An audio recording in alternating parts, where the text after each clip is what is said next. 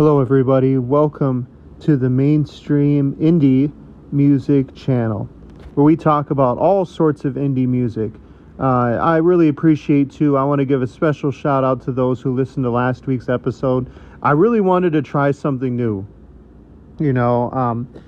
just kind of trying to branch out creatively.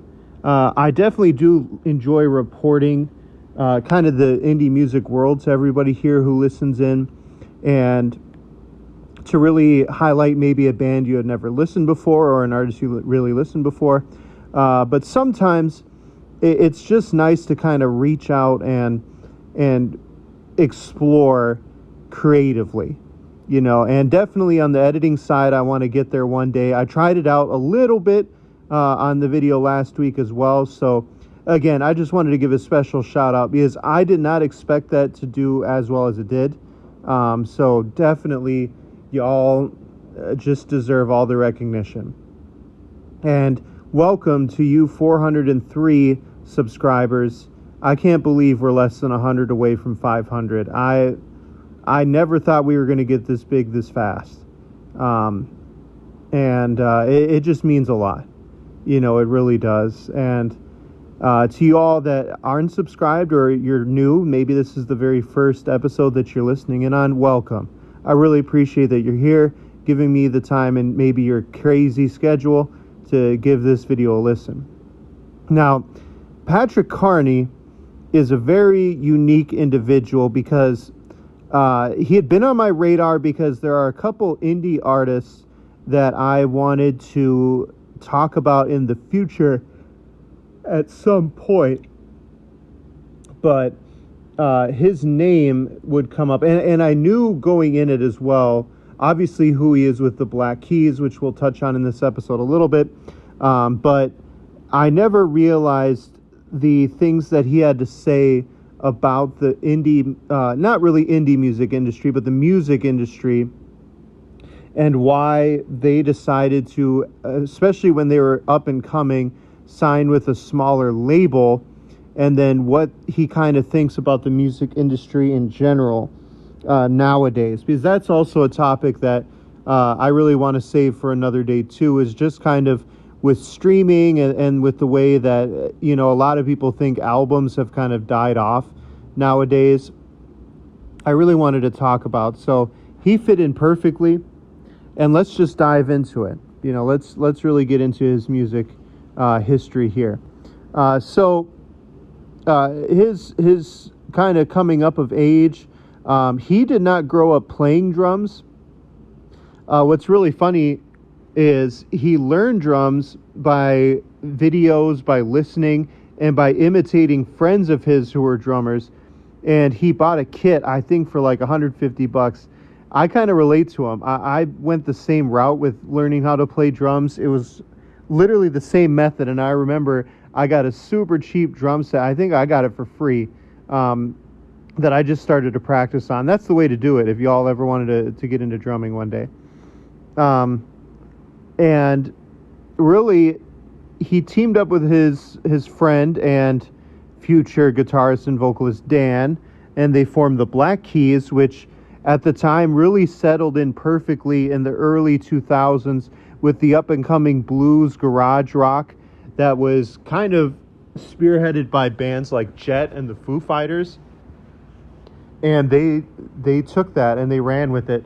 And that settled in perfectly with their many albums after that. They made so many albums before they got to Brothers. I believe Brothers, if I'm not mistaken, was their 5th album that they had released at that time. They released so many of them. They just had so many hits that they wanted to play for.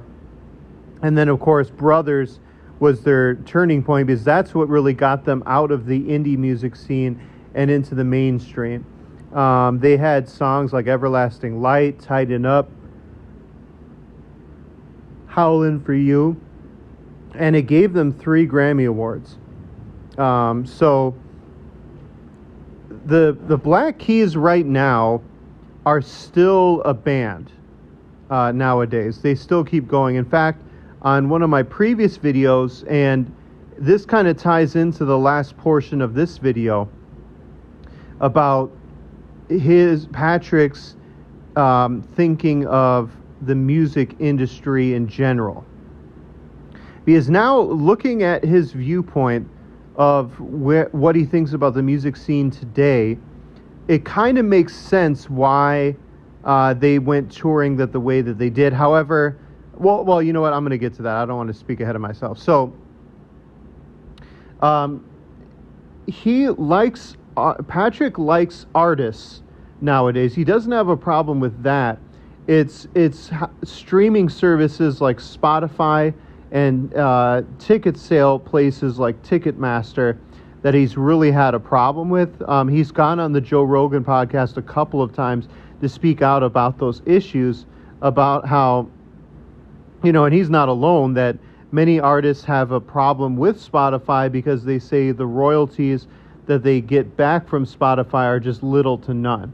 And if you remember in the 2000s and mid-2010s, not mid-2010s, the 2010s, many artists still had an issue with it, going back from when Apple and iTunes started becoming a thing, Napster started becoming a thing. Royalties with music have always been a fight between artists, and he's one of them. Now, the Black Keys made headlines early this year because they, along with other major artists, maybe minus artists like Taylor Swift and Beyonce, started to cancel nationwide and worldwide tours because of ticket sales. They bought major arenas to play in, and frankly, they just were not selling the tickets needed to fill up that arena. And like I said, it seems like Patrick has kind of like that old school mentality when it comes to music, where it's almost like he's born in the wrong era. Like he's performing in the 2010s, 2020s and onward, and his mentality seems to be 20, 30 years before then. I don't know. That's just looking at all of his interviews, seeing his musical standpoint. That seems to be it. And it's funny because he got into producing because the Black Keys were getting constantly screwed over by major record labels. And so him and Dan got together and thought, hey, what if we made our own music label and produced our own music and maybe signed on with an indie producer? That way we see more of our royalties versus signing with a major music label and maybe getting the exposure but then getting screwed over because of that. So that's what they did. He still has his own studio that he records in, and he's produced albums for many different people. Lana Del Rey is one of them. Tennis, another indie band who I really want to get into one day because they have such a unique history, is another one as well. And he has made other side projects as well. He hasn't only been with the Black Keys. In fact, the Black Keys went on hiatus for about 4 years. So they kind of left and went and did their own thing.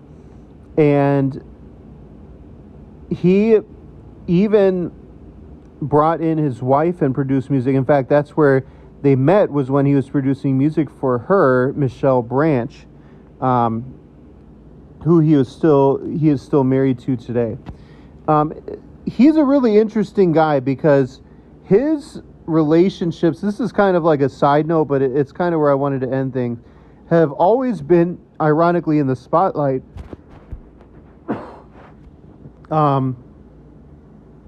He's had 3 different marriages, and he even appeared in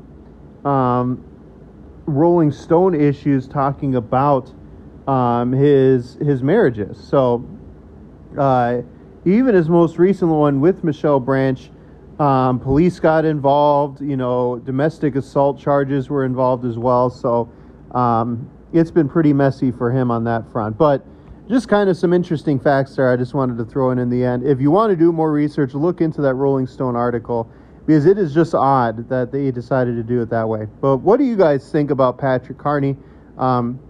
His contribution with the Black Keys, being a producer for smaller indie projects, and his stance on the music industry. That's all I have for this week, and I'll see y'all next week. Bye.